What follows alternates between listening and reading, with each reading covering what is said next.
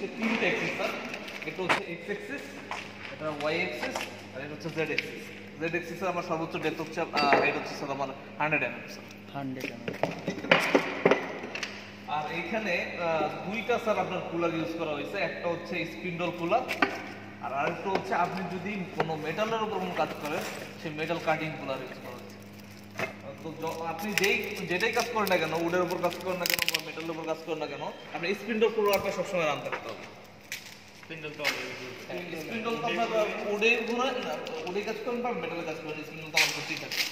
তো স্পিন্ডল কুলারটা আমার রান থাকবে। স্পিন্ডল কুলার হচ্ছে আমার এইটা।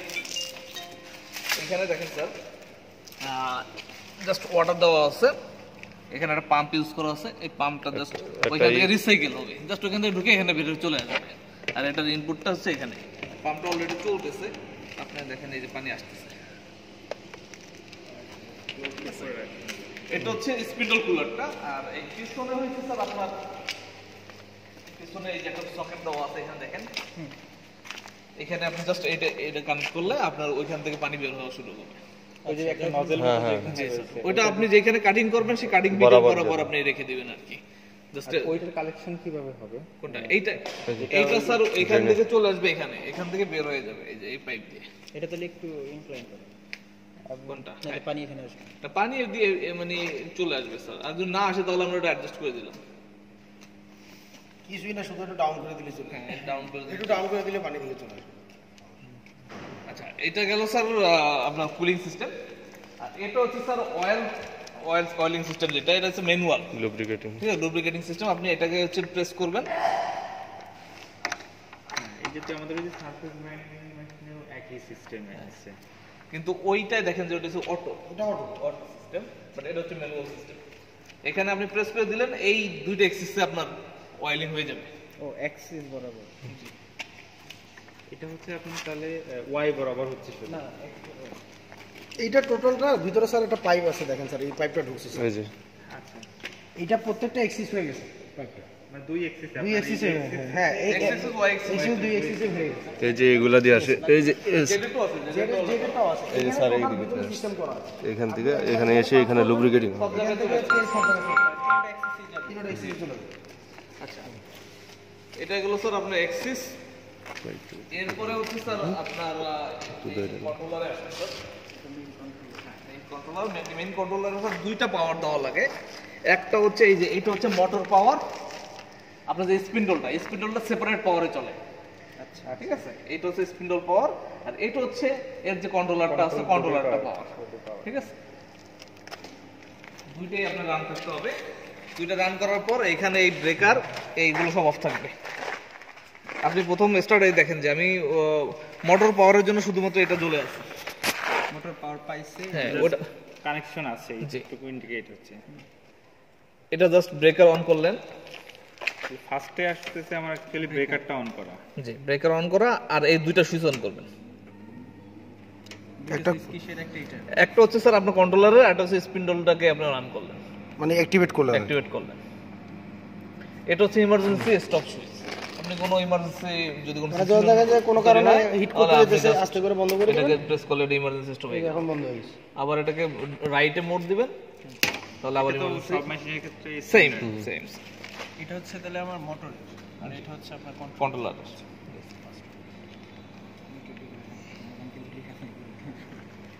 আমরা একটা লেভেল লাগাই দিব, শেষ দেন একটা ইমার্জেন্সি আছে। অন করার পর কিছু প্যারামিটার দেখলাম কোনটা স্যার? এখানে এই বাটনগুলো আপনি না চাপাই ভালো। এখানে শুধুমাত্র একটা জিনিস চাপতে পারবেন, রানটা। সেটা পরবর্তীতে দেখিয়ে দেবো। এসকেপ দিয়ে রান দিতে হবে। এসকেপ দিয়ে রান দিলে সেটা মোটরটা এটা হলো সোজা কথা হলো যে স্যার এটা প্রোগ্রাম করা আছে ড্রাইভার কি আমাদের ভিডিও এইখানে ভিএফডিটা যেটা আছে, ভিএফডিটাকে প্রোগ্রাম করা আছে স্পিন্ডলকে কন্ট্রোল করার জন্য আর কি। এটা স্পিন্ডল হলো ভিএফডি, ঠিক আছে স্যার। আর এটাতে হচ্ছে স্যার মানে আপনার আরপিএমটা হচ্ছে হার্টজে। এখানে যদি 400 হার্টজ শো করে, তার মানে ওইখানে 24,000 আরপিএম এ সে রান করতেছে। এটা কনভার্সন কনভার্সন ভাগ দিয়ে দেন ভাগ দেন স্যার, যেটা আসবে ওটা দিয়ে গুণ দিলেই হবে স্যার।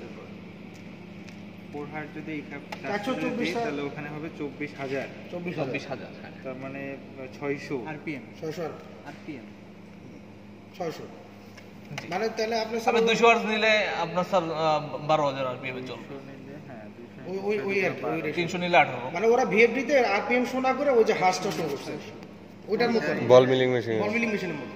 সহজ কথা হচ্ছে প্রতি 1 হার্জের জন্য হচ্ছে 600 জি স্যার। 600 RPM।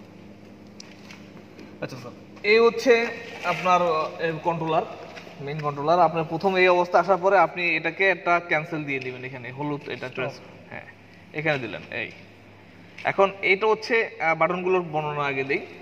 এখানে X plus X minus, just axis control, X এক্সিসটাকে আমি কন্ট্রোল করতে পারবেন এই দুইটা দিয়ে। আপনি দেখেন এক্স প্রেস করলাম, প্লাস মাইনাস, ঠিক আছে? ওদিকে কিন্তু মার্কিং করা আছে প্লাস মাইনাস এক্স, এদিকে প্লাস এদিকে মাইনাস, আবার ওয়াই প্লাস ওয়াই মাইনাস, ঠিক আছে? আর এটা হচ্ছে জেড প্লাস জেড মাইনাস, ঠিক আছে? যেটা বলছিলেন হচ্ছে যে ওই যে জেড এক্সিসের মুভমেন্ট 100 mm সর্বোচ্চ। আচ্ছা, আর এই দুটো হচ্ছে স্যার x0 y0 z0, এই তিনটা হচ্ছে আপনি যেই জায়গায় জিরো করতে চান। মনে করেন যে আপনি এটা আপনি ধরতে চান যে এটা রেফারেন্স পয়েন্ট। সাপোজ আপনি যখন আপনার এই বিটটা এই সার্ভিসের উপর টাচ করলো, টাচ করার পর আপনি চাচ্ছেন যে এখানে আমি এক্স ওয়াই জেড জিরো করবো, তখন আপনি স্যার যেমন আমি যদি এখানে পিসিবি বোর্ডের মতো আমরা যে কাজটা করছি, এখানে যদি আমি এক্স ওয়াই জেড জিরো করি, X Y zero Z zero, দেখেন এখানে জিরো হয়ে গেছে। এখন যদি আমি এটাকে নাড়ায়ও ফেলি, এখন যদি আমি ওর অরিজিনের দেই, জায়গায় চলে আসে। ঠিক আছে? মানে আমার উচিত হবে হলো আপনার সারফেসটাকে টাচ করে X Y Z zero zero করা। তাহলে মেজারমেন্টগুলো আমার ঠিকঠাক নিতে পারবো। আপনি যখন টাচ করবে তারপরে থেকে আপনি মনে করেন যে যদি জেড ভিতর থেকে ঢুকে, আপনি মনে করেন যে ডেপ্থ অফ কাট দেবেন 1 mm, সেক্ষেত্রে আপনি দেবেন Z1, ঠিক আছে? আর এখানে দেখেন স্যার হাইলো, হাইলো হচ্ছে এই যে মুভমেন্ট করতেছে, মুভমেন্টের স্পিডটা স্লো আর হাই করার জন্য। আপনি যদি এখন দেখেন এখানে এই যে এফ এফ আছে, এফ মানে হচ্ছে ফুল, মানে হাইতে আছে, আর এটাকে প্রেস করলে এল মানে লো। এখন আপনি দেখেন যে এক্স, এটা কি প্রতি এক্সিস চেঞ্জ করতে হবে না? না না না, প্রতি এক্সিসের জন্য না স্যার। এই যে এখন আচ্ছা, এখন যে কোনো এক্সিসে আপনি দেখেন স্লো হয়ে গেছে, বাট এটা ফুলে দিলেন, এখন দেখেন আচ্ছা, হাই স্পিডে যাচ্ছে। অফসেট যে জিনিসটা মানে প্রতি মুভে কতটুকু আর এইটা হচ্ছে স্পিন্ডল অন অফ। আর এইখানে একটা জিনিস দেখেন যে F8, F8 মানে হচ্ছে আপনার স্পিন্ডল এখন 400 হার্টজে আছে,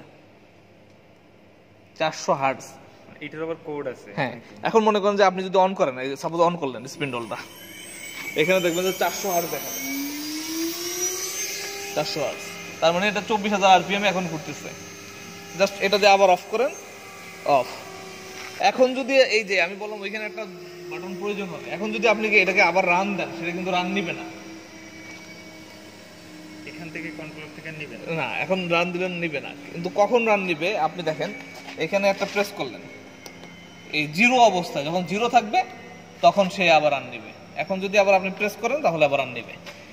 আচ্ছা, এফ এর ইয়াটা বুঝাচ্ছি স্যার। এফ যদি আপনি কমাতে চান, বাড়াতে চান, সেক্ষেত্রে এটা প্রেস করে মনে করেন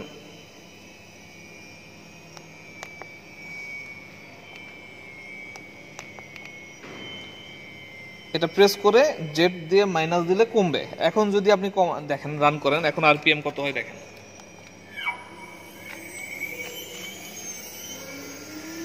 এখন হচ্ছে 350, 500 হার্টজ করে কমে যাচ্ছে, ঠিক আছে? আবার অফ করলে যেমন আপনার F8 হচ্ছে 400, হ্যাঁ, F7 350, F6 হচ্ছে 300, 400 বলতে 4000, জাস্ট 50 করে গুণ করে স্যার, 50 করে বুঝতে পারছি। ঠিক আছে? মানে এটা কিভাবে কমাবেন পারবেন, সেটা হচ্ছে যে অন অফ এটা প্রেস করে ধরে এই জেড পজিটিভ, আবার এটা প্রেস করে ছেড়ে দিবেন আর কি, আবার প্রেস জেড নেগেটিভ, ঠিক আছে? এই যে জেড নেগেটিভ আপনি 6 প্রথমে এখানে এটা বুঝছি, এটা ছিল আপনার ওই যে হাইলো দেখালেন, এটা হলো অন অফ। হ্যাঁ, ওকে, ঠিক আছে? অন অফটা কোন on of? Spindle on of, spindle on of. কিন্তু এখান থেকে ওই যে যেটা বললেন যে একবার অন করার পরে যদি অফ করে দিই, সেটাকে আবার আমার এই যে এখানে দেখেন যে F05 দেখাচ্ছে, এই অবস্থা কিন্তু আপনি যখন প্রেস করেন কাজ হবে না, অন হবে না, ঠিক আছে? এটাকে আমার ওখান থেকে এখানে জাস্ট এই যে রানটা আছে না, রান এটা প্রেস করে দিবেন, স্টপ। এই যে এখন, কারণ আমি এখানে অনেক প্রেস করে দিয়েছিলাম আগে, এখন 300 হার্টজে রান হয়ে গেছে। সাথে আছে তাহলে না, এই 7 না 6 6 S6 আছে। এটা তো ক্লিয়ার নাকি স্যার? আর অরিজিন যে বাটনটা আছে, অরিজিন বাটনটা হচ্ছে স্যার আপনি যেখানে আপনি অরিজিন সেট করছেন, সাপোজ XYZ0 যেখানে করছেন, অরিজিনে প্রেস করলে ঠিক ওই জায়গায় সে XYZ0 তে চলে যাবে। তাহলে প্রথমবার আমি সেট করব কি কোন বাটন দিয়ে? হোম দিয়ে? কোন- না আচ্ছা এই জিরো দিয়ে? হ্যাঁ, জিরো দিয়ে। আচ্ছা আচ্ছা। এই যে আপনি যদি এখন অরিজিনে চাপ দেন, সে আগে আমরা যে জায়গায় অরিজিন সেট করছিলাম সে 0 তে চলে আসছে।